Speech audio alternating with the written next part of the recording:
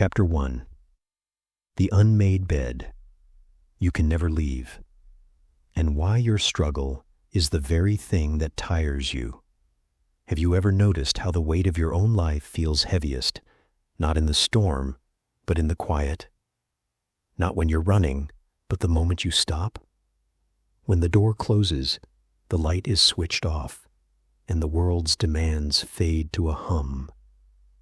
That is when the other voice begins, the one that catalogs the day's regrets, that rehearses tomorrow's anxieties, that tells you, in a whisper that is anything but gentle, all the ways you are not yet enough. This voice, it builds a bed for you, a bed of nails made from your own thoughts, and it invites you to lie down in it, to toss and turn upon its sharp points, and call it living. What if I told you that this bed is optional, that the exhaustion you feel is not from the journey, but from the immense invisible effort of lying perfectly still on a surface you were never meant to rest upon? That the art of letting go begins not with a grand release, but with the simple, terrifying, liberating act of noticing the bed beneath you and realizing you are the one who made it. Alan Watts had a way of speaking about this that felt less like a lecture and more like a key turning in a lock you didn't even know was there. He would say that our fundamental suffering comes from a single, misaligned thought.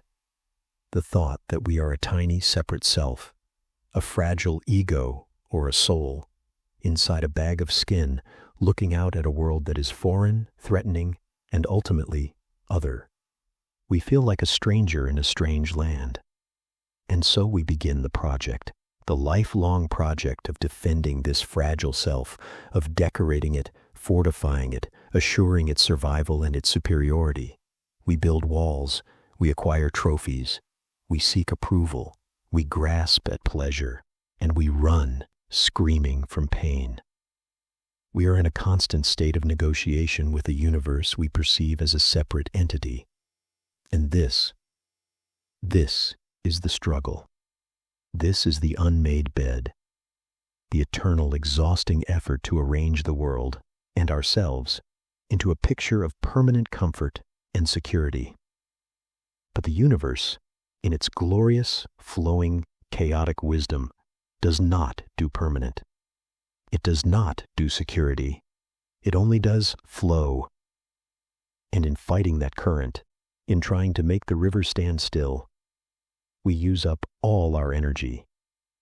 We are like a man caught in a whirlpool, thrashing and fighting to get to the still center, not realizing that it is his own thrashing that creates the vortex that threatens to pull him under.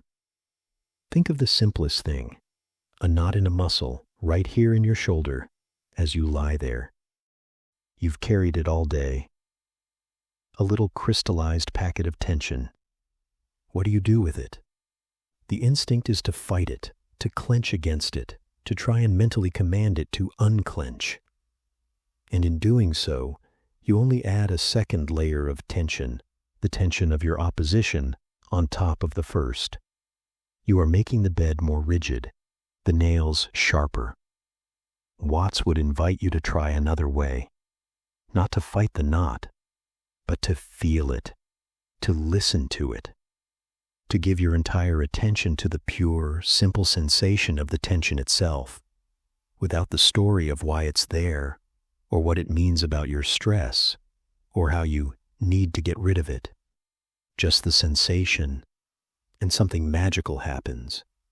When you stop opposing it, when you stop trying to let it go as an act of violence against yourself, it begins to let go of you. It unravels, not because you defeated it, but because you stopped the war. You stopped adding energy to the whirlpool, and it simply dissipates. This is the secret. The struggle is not a necessary part of the process. The struggle is the problem. Your resistance to what is the very source of the pain. This is what it means to let go, It is not an action you perform, like dropping a heavy stone you've been carrying. It is a non-action. It is the cessation of the effort to hold on. It is realizing that you have been holding your breath your entire life, and simply exhaling. The bed of nails is your belief that you must do something about everything, that you must solve, fix, control, and manage the river of life. Letting go is the profound, earth-shattering discovery that you are not the manager of the universe. You are not even the rower of the boat. You are a passenger. And more than that, you are the river itself, and the boat, and the journey. To lie in the unmade bed is to believe you are separate from the sheets, the mattress, the room, the night. To let go is to feel the expansion, to feel yourself as the entire, dark, silent, spacious room in which the bed merely rests. And in that expansion, the bed loses its power. It becomes just a small arrangement of furniture in the vastness of your being. The nails cannot prick you, because they cannot find the edges of you to hurt. You are too vast. You are finally at home. And in that homecoming, there is no need to struggle. There is only rest. Can you feel it? The slight loosening of the grip? The quiet wonder of realizing you were never truly holding on to anything but an idea of yourself? But the mind is a clever craftsman, and it builds another cage, a more subtle one made not of struggle, but of desire itself. It tells us that to be happy, we must grasp and hold. Chapter 2. The River That Thinks It's a Rock. On learning to unclench your fist and feel the water. We spend our lives in a state of perpetual grasping. Our hands, our minds, our hearts, they are so often clenched into fists. Fists around our beliefs, our relationships, our possessions, our ideas of who we are. We hold on so tightly, believing that this is how we secure our happiness, how we solidify our place in the world. We want to be a rock in the river, solid, permanent, unwavering. We want to stand against the current and declare, "This is me, this is mine, this will last." But the river of life does not stop for rocks. It flows over them, around them, and in time, it wears them down, smooths their edges, and turns them into sand. And so, our clinging becomes a source of our deepest sorrow, because everything we try to hold on to, youth, love, success, life itself, is of the nature of the river. It is flow. It is change. It is beautiful precisely because it is transient. To clench your fist around water is to be left with nothing but a damp palm and a feeling of loss. But to open your hand, to let the water flow through your fingers, that is how you finally feel it. That is how you finally join the dance. Alan Watts loved the image of water. He saw in it the perfect metaphor for the Tao, for the true nature of reality. Water does not grasp. It does not strive. It simply flows. It takes the path of least resistance, yet it is the most powerful force on earth, capable of carving canyons and moving mountains. It is soft and yielding, yet it can wear away stone. It is never the same from one moment to the next, yet it is always, perfectly, water. We are like that. Your body is not a static thing. It is a process. Every cell, every atom is in a state of constant flux, a dance of energy and matter. The you that went to sleep last night is not the same you that is lying here now. The air in your lungs is exchanged with the world. The thoughts in your mind arise and pass away like weather patterns. You are a stream of consciousness, a flow of experience. But we have this curious habit. We freeze the frame. We take a snapshot of this flowing process and we say, "That is me." We identify with the rock, not the river. We then spend our lives defending this frozen snapshot, polishing it, worrying about it, trying to make it permanent. We are like a wave in the ocean that suddenly gets the idea it is a separate, independent entity. I am a wave, it declares. I must maintain my waviness. I must rise to the greatest height. I must not crash upon the shore. And in that very thought, it creates its own agony. Because a wave's nature is to rise and fall, its end is written in its beginning. To fight, that is to fight its own essence. Letting go, then, is the wave remembering it is water. It is the rock, realizing it is the river. It is the profound, relaxing discovery that you do not need to hold on to your life, because you are your life. You are the flow. The tightening in your chest when you fear loss, the anxious planning for a future that does not exist, the regret for a past that is already gone. These are all the ways you try to be the rock. They are the clenching of the fist. And what does it get you? A handful of nothing and a heart full of ache. But what happens if you, just for a moment, experiment with unclenching, not with giving up, but with giving in to the flow? Feel your breath. You don't have to grab it. It comes in and it goes out. You are the witness of that tide, not its controller. Feel the weight of your body on the mattress. You are being held up. You can let go into that support. You don't have to hold yourself together. The universe has you. Listen to the quiet sounds of the night. You don't have to label them or own them. You can let them wash through you like sounds through an open window. This is the practice. This is how the rock learns to be the river, not by doing, but by undoing, by a gentle, continual release of the tension of control.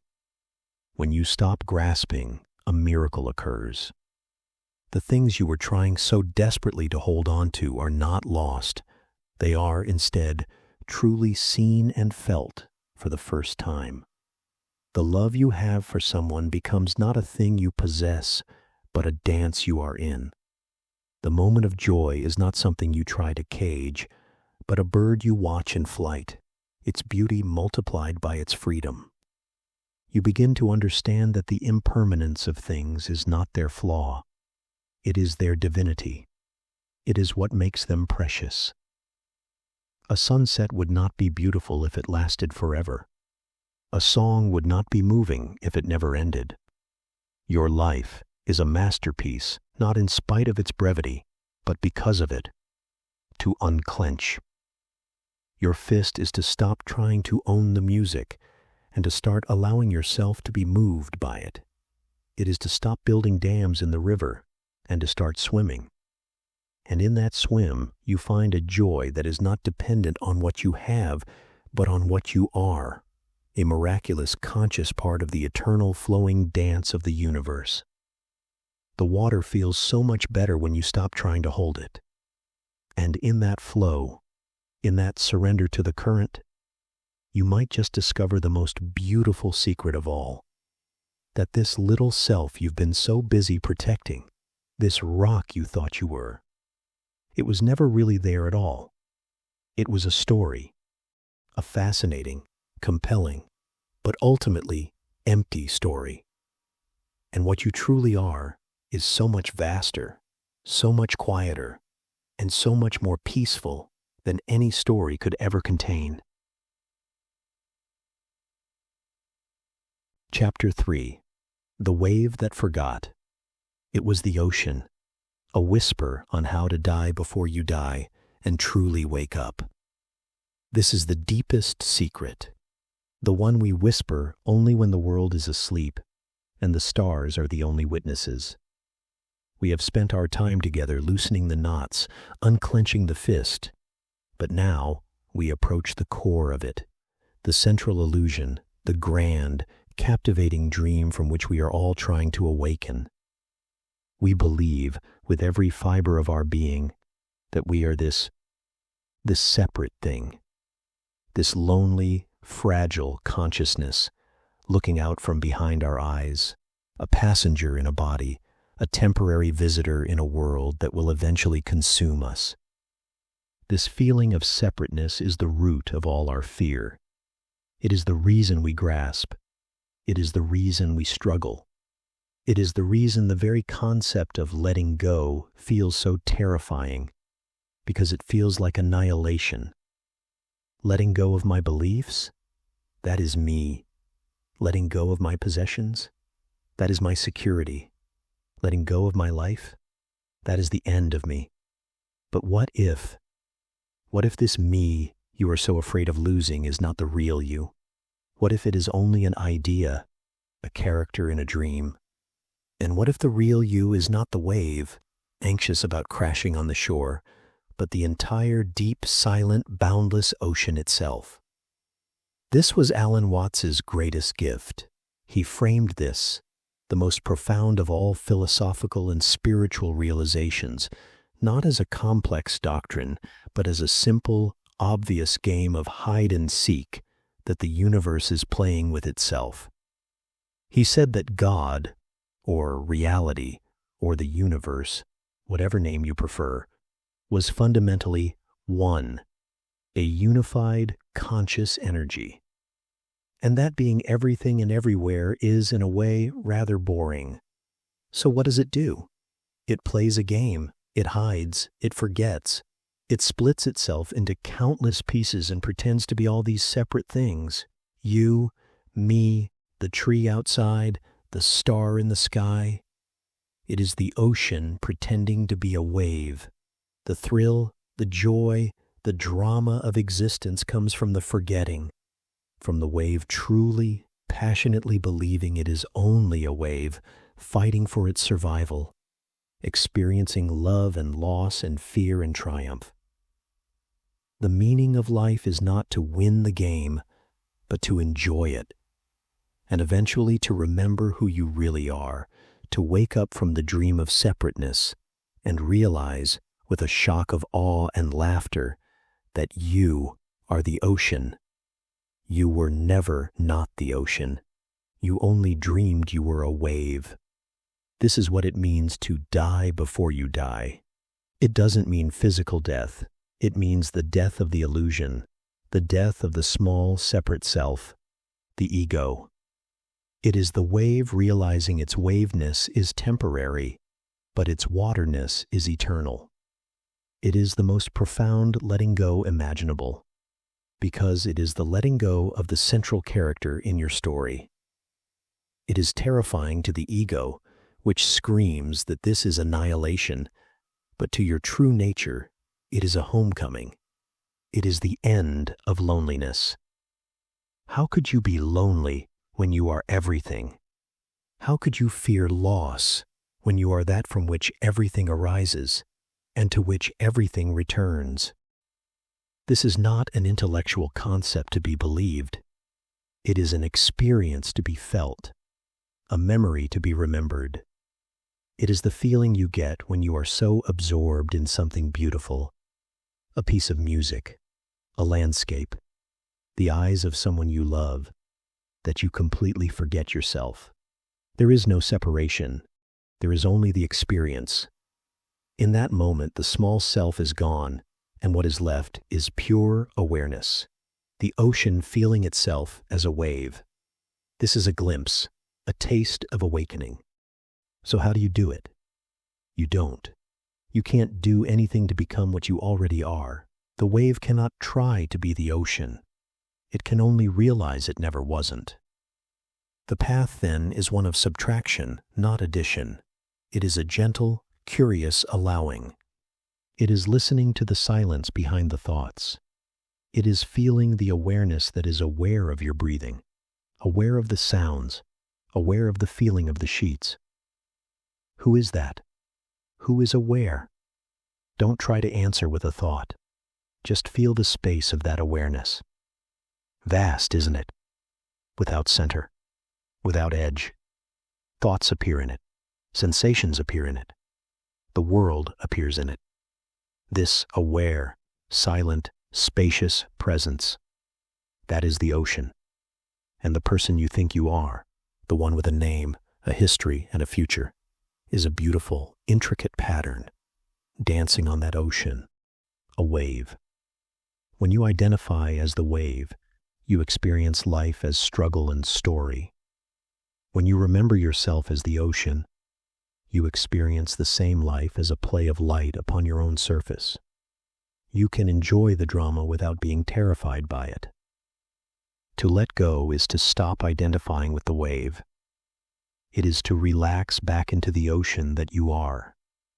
It is to die to the small self, and in doing so, to awaken to the true, immortal, boundless self that is the substance of all things. This is the final surrender, not a giving up, but a giving in to the truth of your own being. It is the ultimate trustfall into your own arms. So as you drift now on the edge of sleep, where the boundaries between self and world grow soft and permeable, feel it. You are not the breath. You are the space that holds it. You are not the thoughts. You are the silence that hears them. You are not the body. You are the awareness that feels it. You are not a lonely soul in a dark room. You are the dark room. You are the night itself, aware of itself, dreaming of being a person lying in bed. And in this knowing, without any effort at all, everything is already let go. Everything is already held. Everything is already perfectly at peace. Now, just sleep.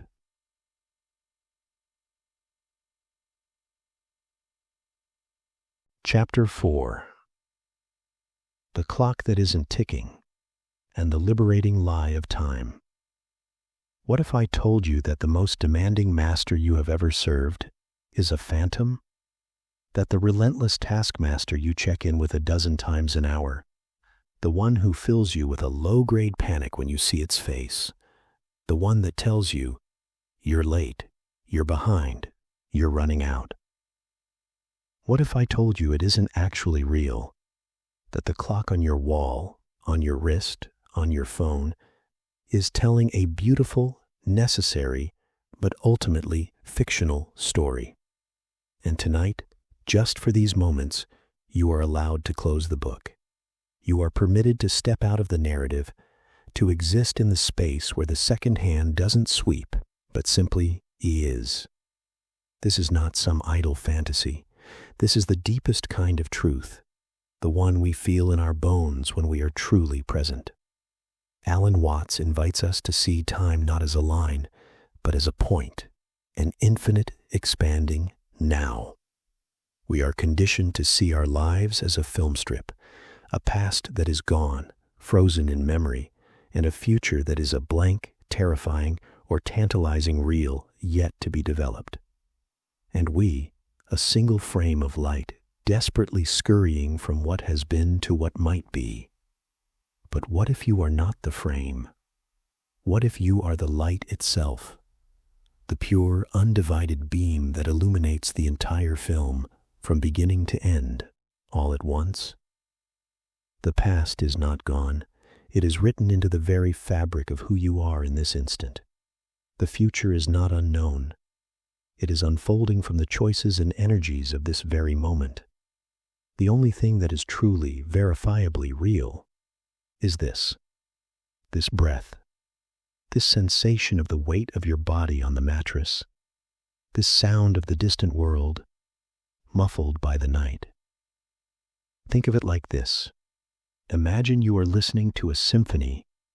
If you become obsessed with the symphony, you fall into anxiety. Oh, that beautiful movement is over. I wish I could hear it again. Or, I can't wait for the finale. I hope it's magnificent. You are so busy mourning the notes that have died in the air, or anticipating the ones yet to be played, that you completely miss the note that is happening right now. The only note that actually exists. The only note you can ever truly hear. The music of your life is not a path you are walking. It is a dance you are in, And in a dance, you do not aim to get to the end of the song. The point of the dance is the dancing. The point of the music is the music, note by note by note. This is the liberating lie of time. It is a magnificent, useful convention. It helps us make appointments, bake cakes, and meet loved ones. But we have made a god of it. We have sacrificed our eternal present on its altar. We believe its story of scarcity, and in doing so, we live in a state of perpetual grief for what is gone and perpetual fear of what is to come. Letting go begins here. It begins by unclipping the watch from your soul.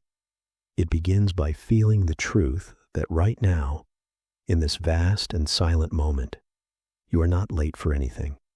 You are not behind. You are exactly where you are. And where you are is the only place the universe has ever been.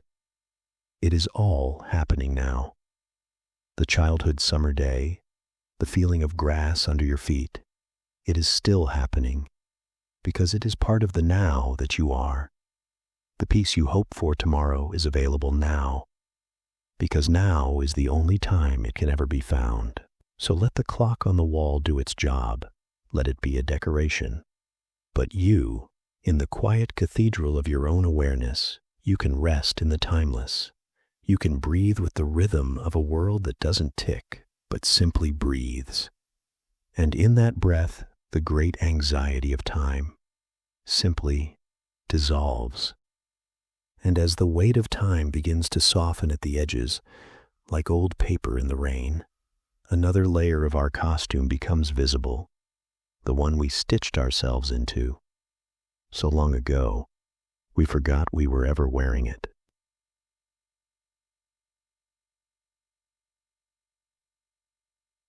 Chapter 5. The Actor Who Forgot His Lines. On the exhausting art of playing yourself.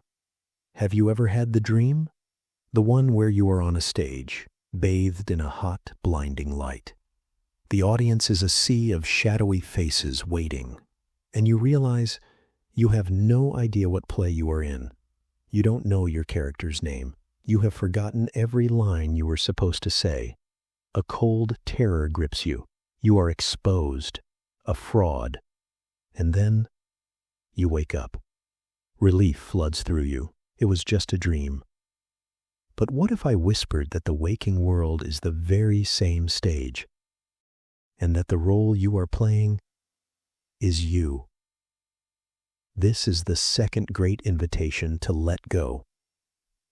Alan Watts spoke of this not with judgment, but with a chuckle of recognition. We are all magnificent actors, and the role we have been assigned, the one we rehearse every single day with fierce dedication, is the role of me. The serious one, the successful one, the funny one, the put-together one, the wounded one. We build a personality like a fortress, a collection of habits, opinions, and reactions that we call our self. We believe this is who we are, but it is merely a performance, a very convincing, very exhausting performance. Think of the energy it takes, the constant monitoring. Is this what I would do? Do they like me? Am I being myself? It is a relentless act of self-creation and self-defense. We are so busy playing the part that we never get to just sit in the audience and enjoy the show. Who were you before you had a name? Before you knew you were a good student or a troublemaker? Before you knew you were shy or outgoing? There was just experience, pure sensation, the taste of applesauce, the wonder of a floating dust mote in a sunbeam, the unself-conscious joy of a sound. That is not gone. It is what is happening behind the performance. The actor is so deep in his soliloquy he has forgotten the stage is made of wood. The props are painted cardboard. The curtain is just cloth. He believes the drama is real. Letting go is not about destroying the actor. It is about waking up the one who cast him. It is about remembering that you are not the role, but the awareness watching the role. You are not the thought, but the space in which the thought arises. Feel it now. The character you play has a history, a story. It has aches and joys, and that is all beautiful, part of the play's rich narrative. But can you feel the one who is aware of that story? The silent, unchanging witness that has been there for every single scene? That witness does not worry. It does not strive. It does not defend its identity. It simply sees. It simply knows. It is the vast, dark, peaceful awareness behind your eyes. That is the same in you as it is in a sleeping cat or an ancient star.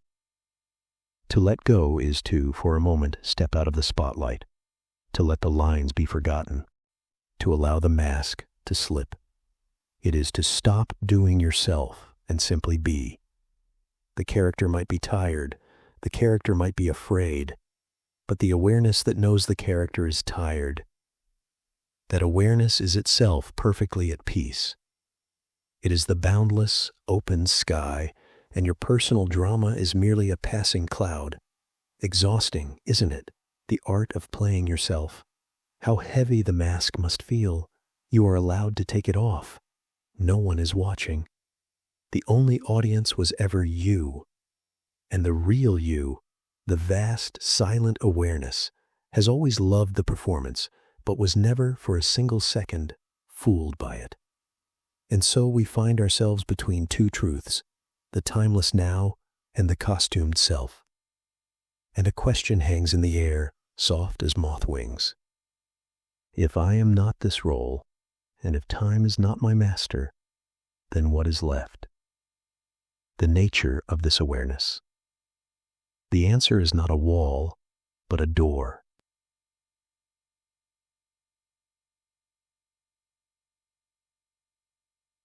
Chapter 6. The door that opens both ways. A final whisper on the secret symmetry of holding on and letting go. We come to it now, the final whisper. And it is a paradox, because we have been speaking of letting go, of release, of surrender. And a part of you might hear that as a kind of passivity, a giving up, a defeat, a quiet resignation to the way things are. But that is only one side of the door. And a door, by its very nature, opens both ways. To let go is not to cease to care. It is not to become a ghost in your own life. It is, instead, to engage with life more completely, more passionately, and more effectively than you ever thought possible. It is to discover the secret symmetry at the heart of existence.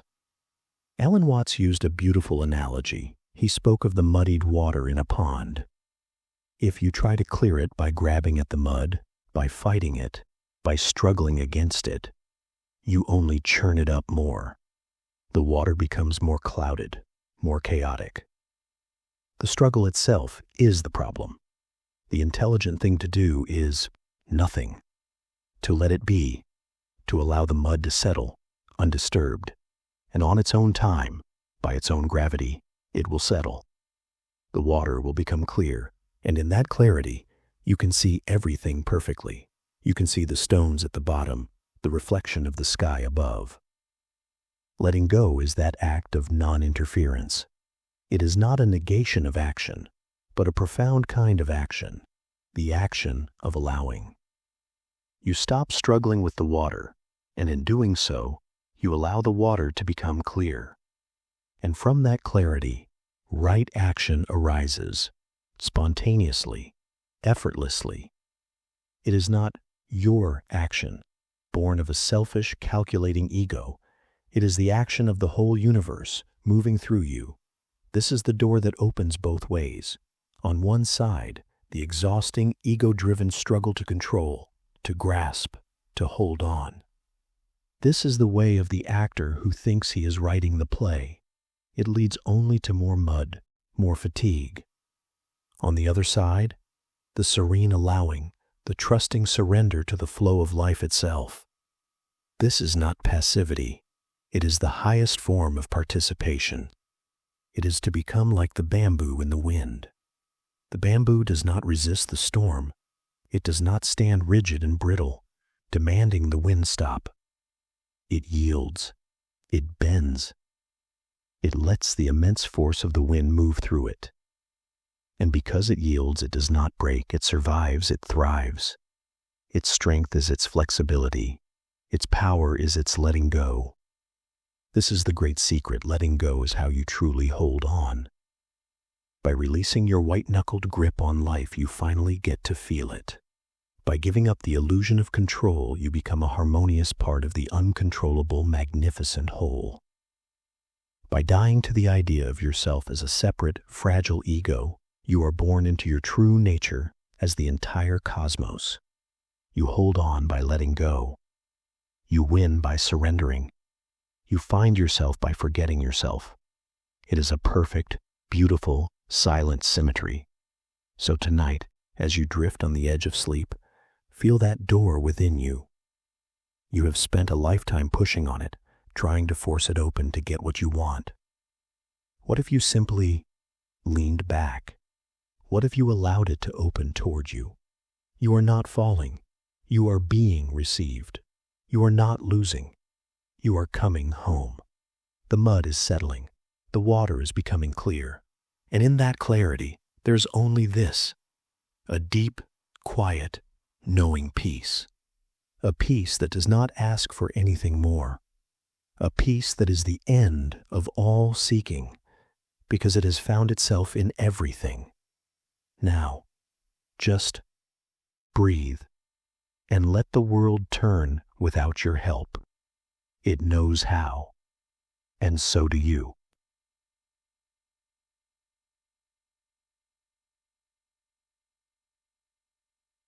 Chapter 7. The Mountain. That long to wander and the silent freedom of being exactly where you are. Have you ever felt it? Not just the desire to travel, to see new places, but a deeper, more restless ache. A sense that your true life is happening somewhere else, with someone else, in some other skin. That if you could just get there, wherever there is, then the hum of unease in your bones would finally fall silent. What if that very longing is the cage? What if the mountain, in its desperate wishing to be a bird, fails to notice its own profound, unshakable majesty? What peace might we find if we, just for tonight, stopped trying to become pilgrims and simply allowed ourselves to be the temple? Imagine a mountain. Not a hill, not a rocky outcrop, but a great, ancient, sleeping giant of a mountain.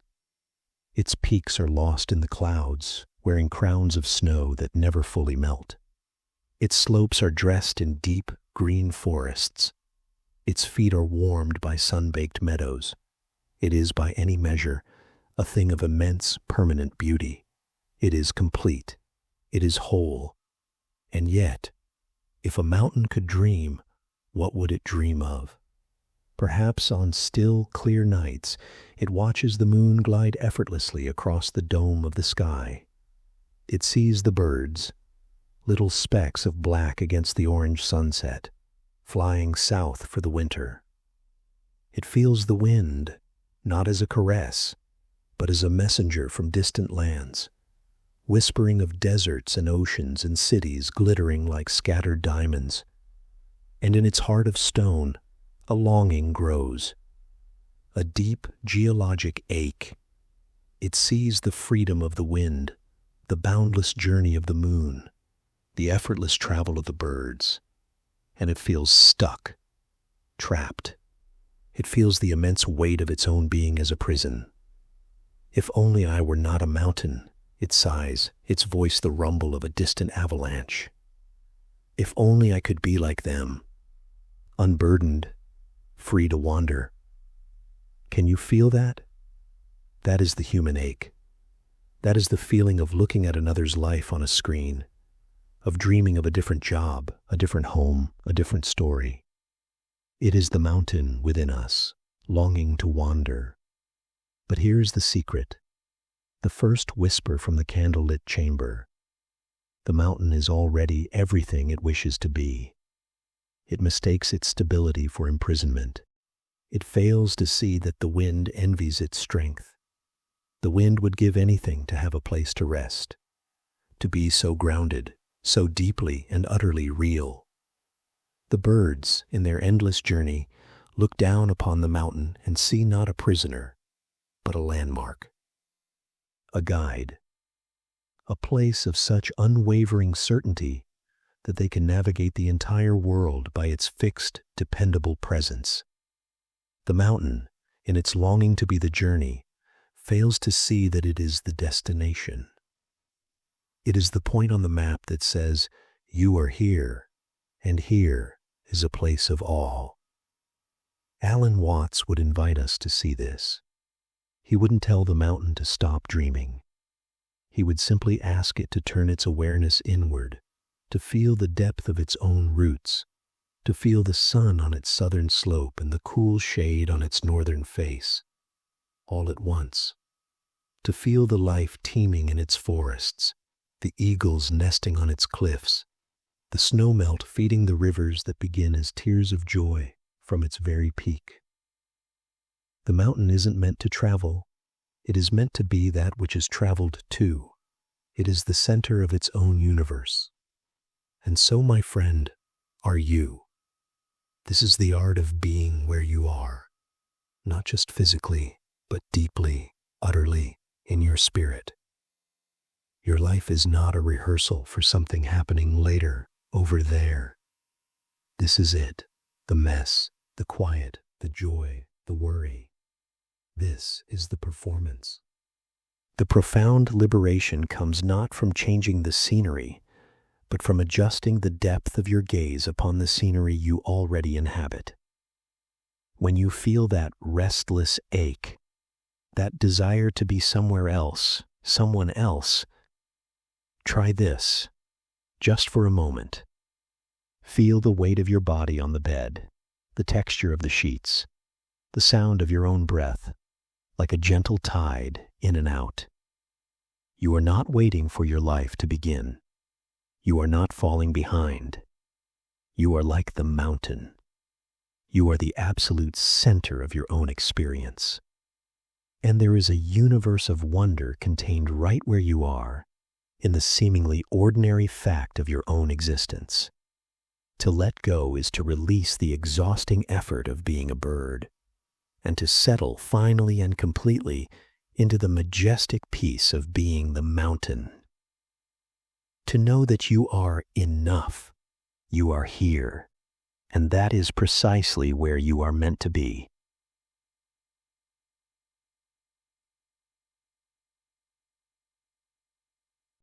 Chapter 8. The Weaver's Unraveling, on the courage to drop the thread and see the pattern whole.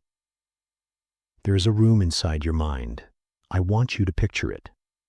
It is warm and lit by a single golden lamp. And in this room, you are always working. You sit before a vast, complex loom. Your hands, sometimes frantic, sometimes tired, but always moving, are weaving a tapestry. This tapestry is the story of your life. The threads are your memories, your regrets, your plans, your identities. The mother, the son, the failure, the hero, the one who was hurt, the one who dreams. You work so hard to make the pattern perfect, to make the picture make sense. But what if the greatest courage is not in the weaving, but in the willing, terrifying, beautiful act of dropping the thread? What happens to the pattern when the weaver finally rests? You know this loom. You visit it every day. Your fingers are calloused from the work. The shuttle moves back and forth, a hypnotic rhythm of constant effort. This thread here, this is the story of what you should have said in that argument 5 years ago. You weave it in again and again, trying to change the color of the fabric to make it right. This golden thread, this is your ambition, your plan for who you will become someday. You guard it jealously, weaving it into the future edge of the tapestry. And here, these dark, coarse threads. These are your worries. What if I get sick? What if I fail? What if they leave? You weave them in too, thinking you are making the tapestry stronger, more durable, more real. You are the artist and the prisoner of this loom. You believe with every fiber of your being that you must keep weaving, that if you stop, even for a moment, the entire picture will fall apart. The tapestry will be unfinished, flawed, meaningless. So you weave through fatigue. You weave through the night. Your shoulders ache with the weight of the story you are telling yourself. Now imagine a moment of profound exhaustion, a moment where your hands simply stop. They fall to your sides. The shuttle rests. The loom is silent for the first time in years. The dust motes dance in the lamplight. And in that silence, you lean back and you look. You really look at the tapestry you have been creating with such desperate effort. And you see something astonishing. From this new perspective, you see that the pattern is not what you thought it was. That regret you've been weaving and reweaving, it's not a flaw. It's a necessary shadow that gives depth to the light. That worry about the future, it's not a stain. It's simply a thread that hasn't yet met the others that will transform its meaning. You see that the tapestry is vast and beautiful and infinitely more complex than you could ever have planned from the limited view of the weaver's bench. This is what Alan Watts meant by letting go. It is not destroying the loom. It is not setting fire to the tapestry of your life. It is simply stopping, resting, and gaining the perspective of the witness, not just the worker. From this place of rest, you might see that you are not just the weaver, you are also the loom, the thread, and the tapestry itself. The separation between the artist and the art begins to dissolve. The struggle was in the belief that you had to control every single thread, to micromanage the pattern. But the pattern has its own intelligence. Life has its own flow. Letting go is the ultimate trust, fall into the arms of existence itself. It is trusting that the tapestry does not need your white-knuckled control to be beautiful. In fact, your control is what creates the knots, the tangles, the tight, painful sections where the beauty can't breathe.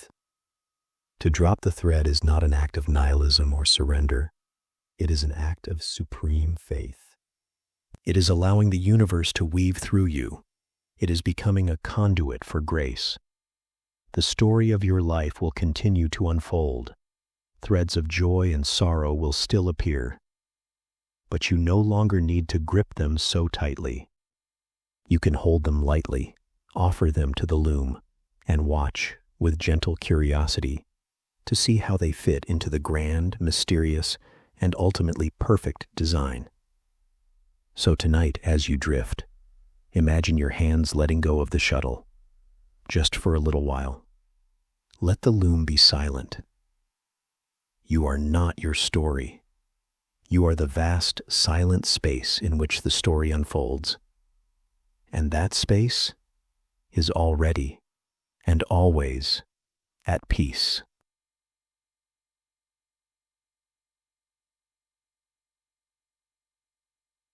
Chapter 9. The Echo That Found Its Voice. A final lesson on the sound your soul makes when it stops listening to itself. Listen. In the deepest canyon of your mind, there is an echo. It has been there for as long as you can remember. It repeats every word, every thought, every label you have ever been given. You are smart. You are kind. You are not enough. You are a failure. You are a success. You are afraid.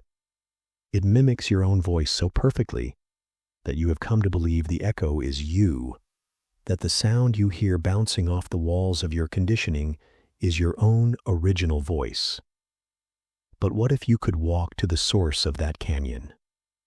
What if you could find the place where the sound begins and discover that the original voice is not a word at all, but a silence so profound, so musical, that it contains all possible songs? What melody would your soul sing if it finally stopped listening to its own echo? We live in a canyon of our own making. The walls are built by our parents, our teachers, our culture, our past experiences. We shout a question into the dark: who am I? And back comes the echo, a chorus of answers. You are your job. You are your achievements. You are your trauma. You are what others think of you.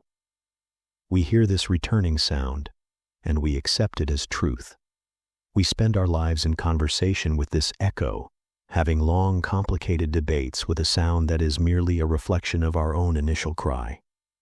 We become an identity built entirely on feedback, a loop. This is the hypnosis of the ego, the constructed self. It is necessary, of course. We need a name, a role, a story to function in the world. But the great tragedy, the source of all our anxiety, is when we mistake the echo for the original sound. We believe we are the limited, fragile story, and we forget the vast, silent being that is doing the telling. Letting go, in the final and most profound sense, is the journey to the source of the sound. It is walking back through the canyon, past all the familiar, haunting echoes, to find the mouth of the cave from which your awareness first emerged. It is a journey inward, into stillness. It is not about stopping the thoughts. It is about ceasing to identify with them. You are not the voice in your head that criticizes or worries. You are the one who hears the voice. You are not the feeling of anger or sadness. You are the awareness that witnesses the feeling. Arise, dance for a time, and then pass away, like a cloud moving across the sky of your consciousness. The sky does not cling to the cloud. It simply allows it to be. This awareness, this silent witness, is your original voice. It is not a word. It is a presence, a beingness. Alan Watts called this the real you, the you that is synonymous with the universe itself, the you that was never born and will never die. It is the source, not the echo. When you touch this silence, this ground of your being, a miraculous thing happens. The echoes don't stop. The world continues. Thoughts still come, but they lose their power over you. They become like interesting patterns of light on the wall, instead of the terrifying shadows they once were. You can engage with them. You can use them to navigate the world, but you are no longer enslaved by them. You have found your true voice, which is the voice of the cosmos expressing itself uniquely as you. Your actions begin to flow from this place of stillness, not from a place of reaction to the echoes. They become spontaneous, appropriate, and graceful. This is the ultimate letting go. It is letting go of the false self, the ego, the echo. It is dying before you die. And in that death, you find a life that is infinitely more vibrant, more peaceful, and more real. So tonight, don't try to silence the echo. Just listen to it. And then listen to the space around the echo. Listen to the silence that holds the sound. Listen to the one who is listening. That is you. That is the sound of the universe, breathing you. And that sound is a lullaby older than time. Let it carry you now. Let go and listen.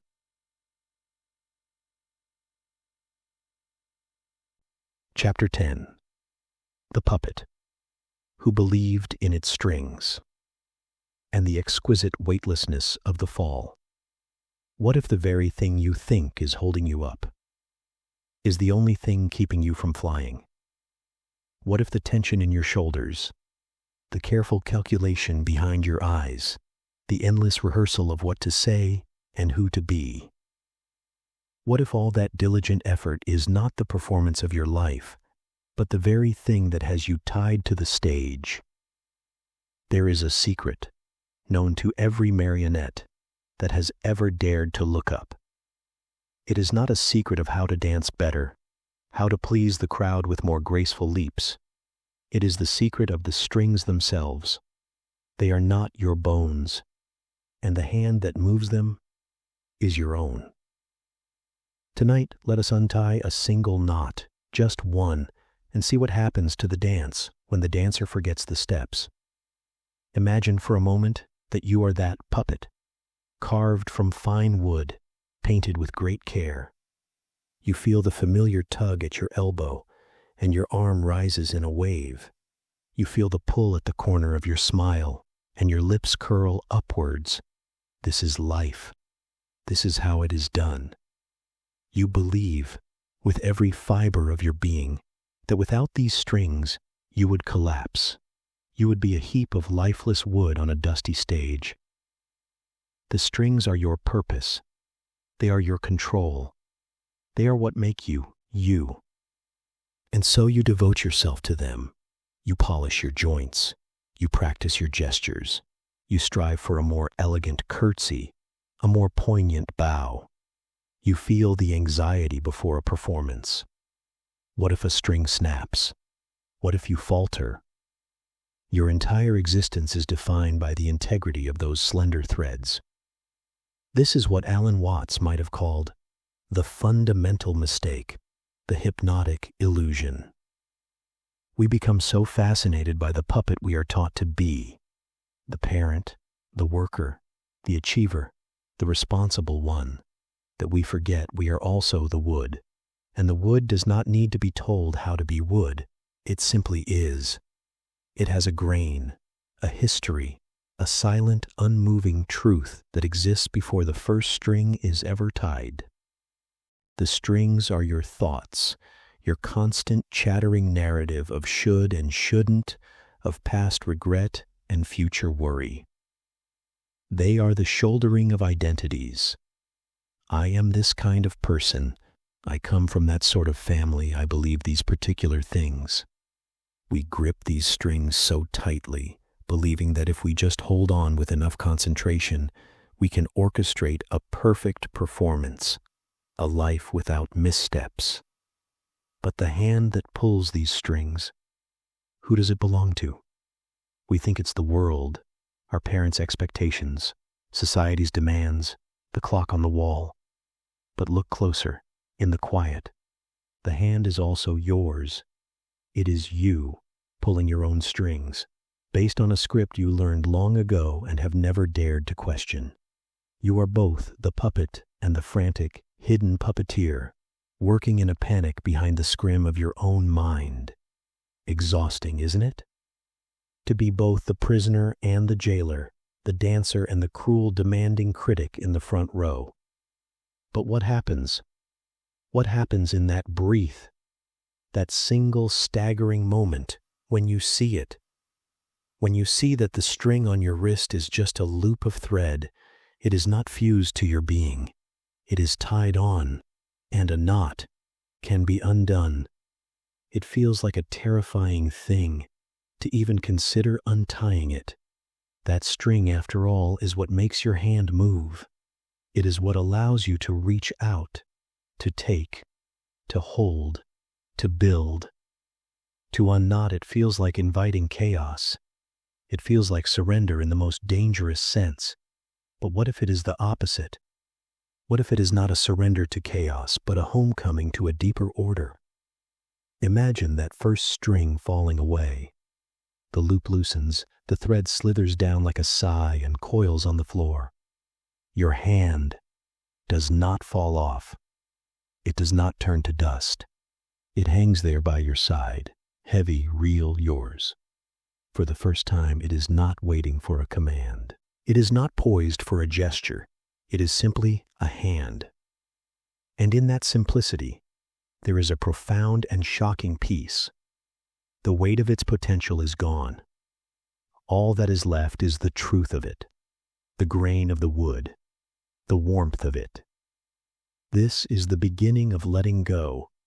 It is not an act of destruction. It is an act of recognition. You are not the puppet. You are the wood, and the wood is enough. The performance continues around you. Other puppets dance their frantic, beautiful jigs. You can still see their strings glinting under the lights. You feel a tenderness for them now, a deep understanding. You are not better than them. You are simply awake to the game. And now you have a choice, a real choice. You can, if you wish, pick up the string again. You can retie the knot and rejoin the dance. But now it will be different, because you will know it is a game. You can play the role of the parent, the worker, the lover, but you will do it with a secret smile. You will know that this is not all you are. You are also the silent watching wood. Or you can leave the string on the floor. You can stand there in the middle of the stage and simply be. You are not doing nothing. You are being everything. You are the stage. You are the light. You are the quiet darkness at the edge of the theater. You are the audience, watching itself. This is the exquisite weightlessness. The fall is not a collapse. It is a floating. It is the realization that you were never held up by the strings in the first place. You were always held by something much vaster, much quieter. The ground of being itself, the Tao, the great dance of the universe that needs no puppeteer. So tonight, as you drift towards sleep, feel for a single string, just one, the one tied to your worry, or your need to be right, or your old story of not being enough. Feel its pull, and then, in the sacred privacy of your own heart, imagine the knot softening. Imagine the thread letting go, and feel, just for a moment, the breathtaking weightlessness of the wood, simply being what it is, perfect, complete, at rest. And as that first string settles into a soft coil on the floor of your mind, a new kind of quiet begins to bloom. It is not an empty quiet, but a full one. A rich silence, like the moment in a concert hall after the last note of a cello has faded, but before the applause begins. In that space, something else is born. Not a sound, but the possibility of all sound.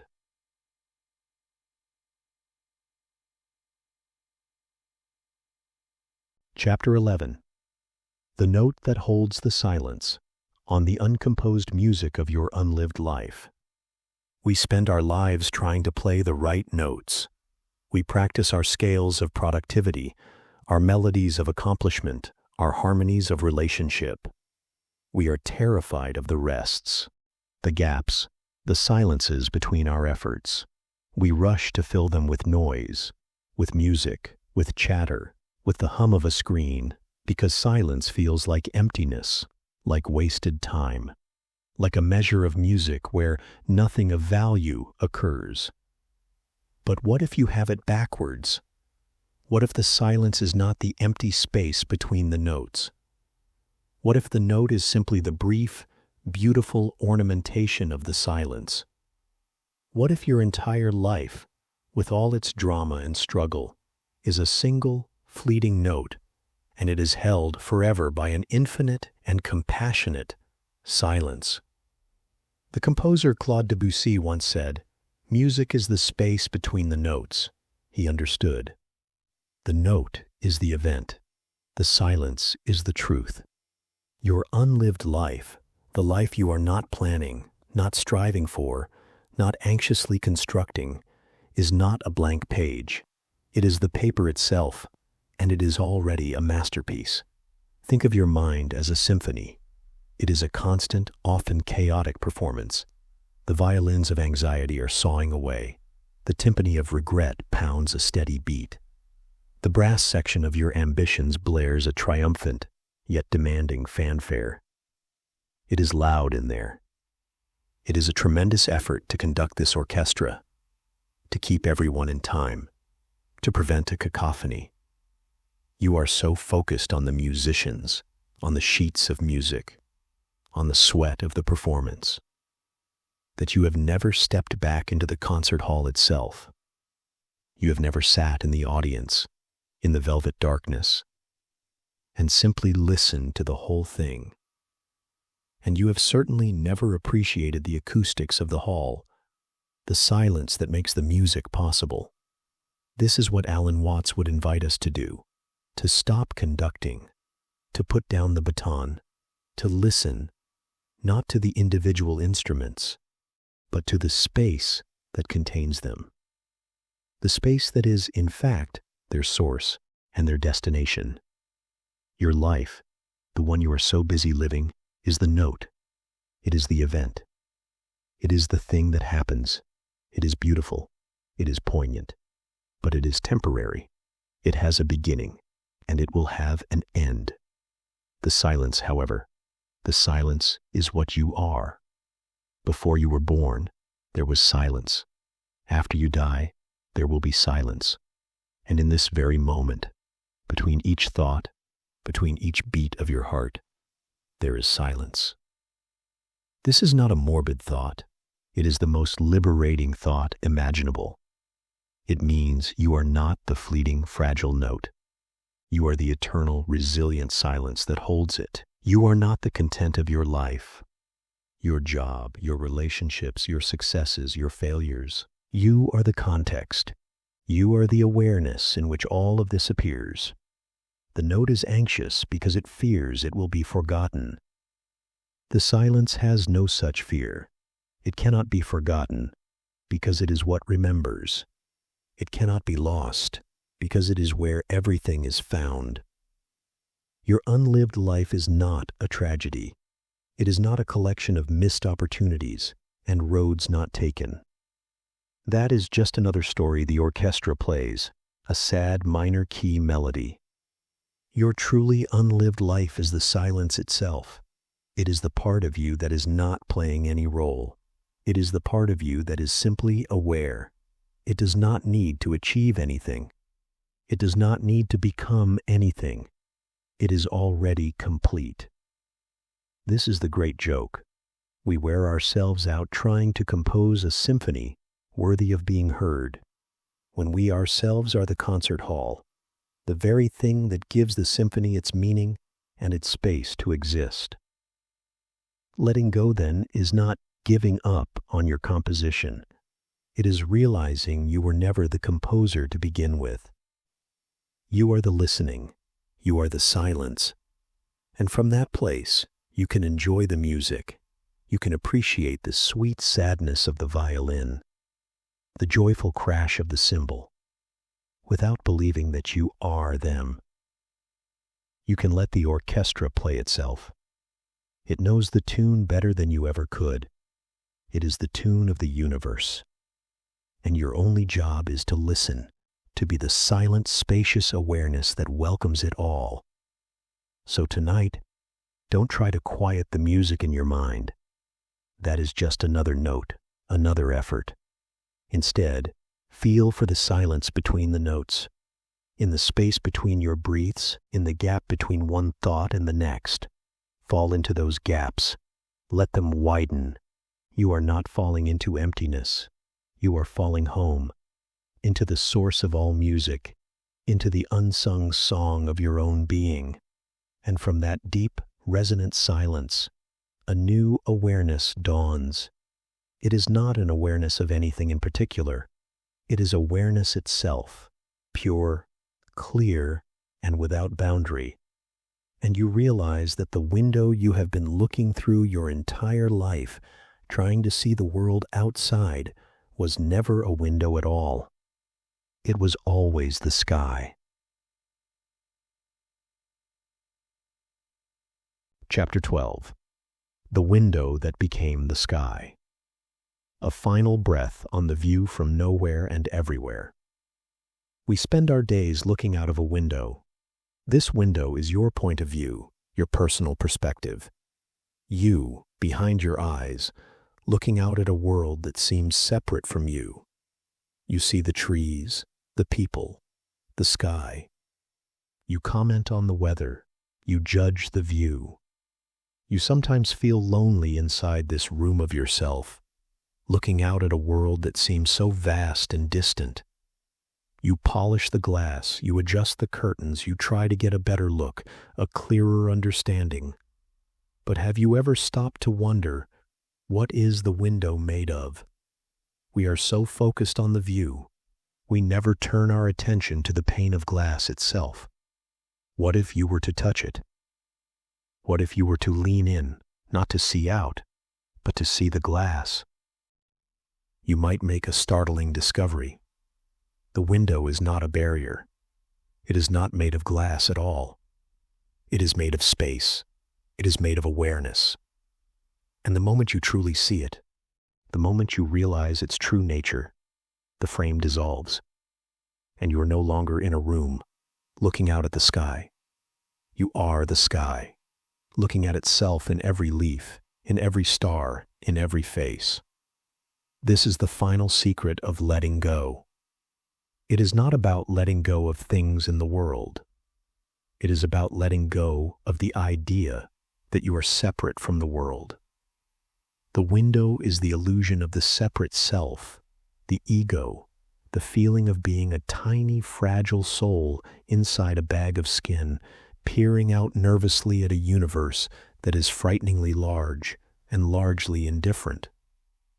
Alan Watts spent his life trying to show us that this is a hallucination, a useful one perhaps for navigating social life, for telling a story, but a hallucination nonetheless.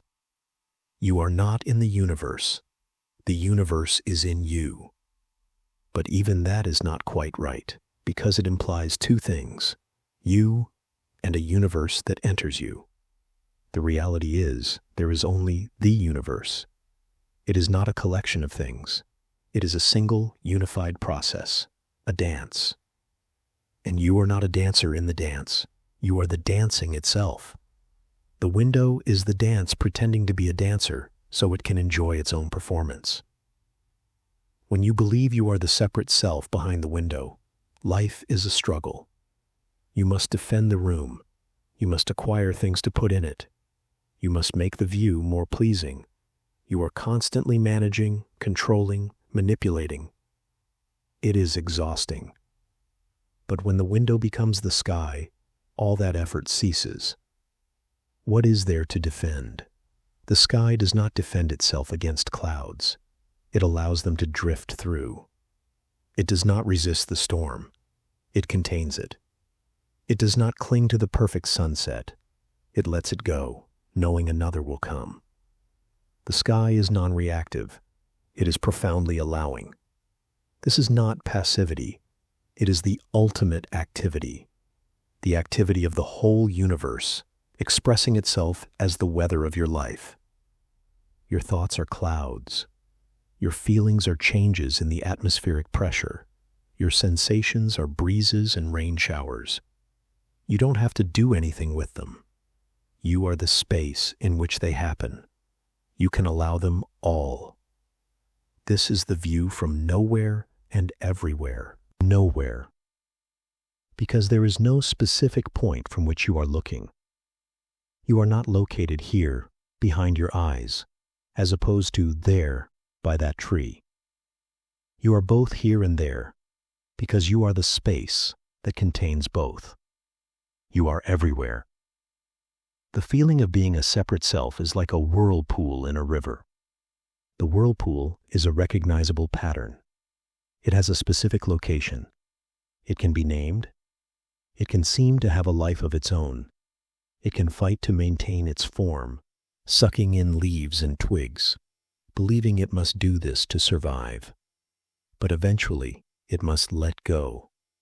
It dissolves back into the river, and in that moment, it realizes it was never anything but the river, temporarily swirling. The river was always its true substance. You are the river. The whirlpool of your identity is a beautiful pattern, a fascinating play of energy, but you do not have to cling to it. You can enjoy its dance, knowing that when it eventually settles, you lose nothing. You simply return to your true, fluid, boundless nature. So tonight, as you lie in the dark, feel for the window. Feel the sense of being in here, looking out. And then, gently, turn your awareness around. Look at the looker. Don't try to see it with your eyes. Feel it with your being. What is the substance of the one who is looking? You will not find a thing. You will find an openness, a clarity, a vastness that has no center and no circumference. And in that realization, the frame of the window melts, the glass evaporates. There is no in here and out there. There is only this boundless, intimate, luminous reality. The feeling of your breath is not inside you. It is a movement of the whole world. The sound of the distant car is not outside you. It is a vibration in your own awareness. You are not a passenger in a body looking out at a world. You are the world, looking out of countless eyes, breathing with countless lungs, living countless lives. This is the final letting go. It is the letting go of the watcher. It is the end of the separation. And in its place, a profound, unshakable peace. You are home. You were never anywhere else. You are the window that became the sky. Now, just rest as the sky rests, as the universe breathes you. Let go into the endless, welcoming view